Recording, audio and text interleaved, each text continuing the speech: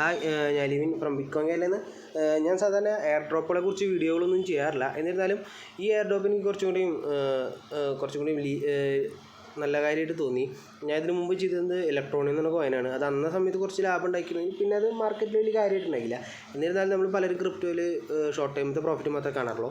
ഞാനും അതുപോലെ തന്നെയാണ് ഇതിൽ കാണുന്നത്. ഇതിൽ നമുക്ക് ഫ്രീ ആയിട്ട് നമുക്ക് കുറച്ച് ടാസ്കുകൾ കംപ്ലീറ്റ് ചെയ്യുന്ന ഭാഗമായിട്ട് നമുക്ക് കുറച്ച് കോയിനല്ല പോയിന്റുകൾ നമുക്ക് തരും.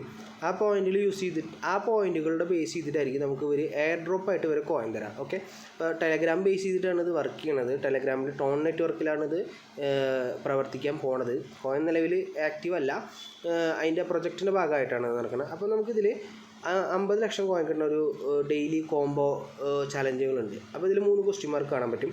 അപ്പോൾ അതിൽ 3 ക്വസ്റ്റ്യൻ മാർക്കിനും ഫിൽ ചെയ്യുന്നതിനനുസരിച്ച് നമുക്ക് 50 ലക്ഷം കോയിൻ തിരിച്ചു കിട്ടും. ഓക്കെ, ഇതുമായി ബന്ധപ്പെട്ട ടെലഗ്രാം ഗ്രൂപ്പിൻ്റെ ലിങ്ക് ഞാൻ ഇതിൻ്റെ താഴെ ഇടാം. ഓക്കെ, അപ്പോൾ ഇന്ന് 16-ാം തീയതി, ജൂൺ 16-ാം തീയതിയാണ്.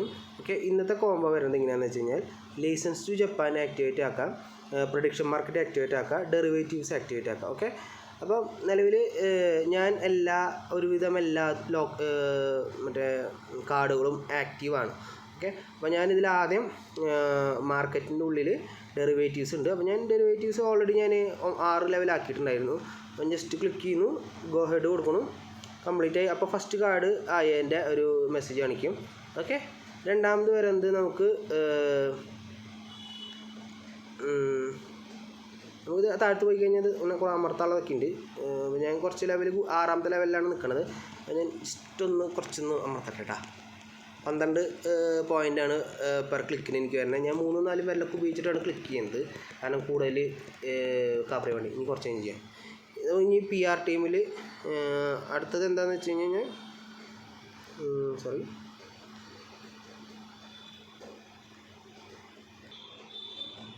ഓക്കെ, ഇനി രണ്ടാമത് വേണ്ടത് നമുക്ക്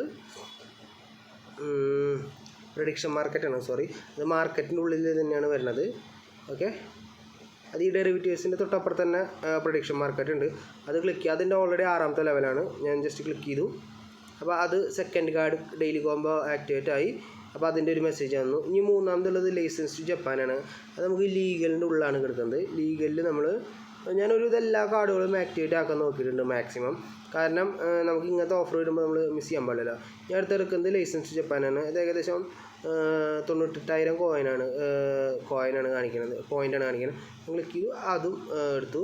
അങ്ങനെ വന്നു കഴിഞ്ഞാൽ നമുക്ക് 50 ലക്ഷത്തിൻ്റെ ഇത് ആക്ടിവേറ്റ് ആയി. അപ്പോൾ നിങ്ങൾക്ക് ഇത് ഫോളോ അപ്പ് ചെയ്യണമെങ്കിൽ ചെയ്യാം.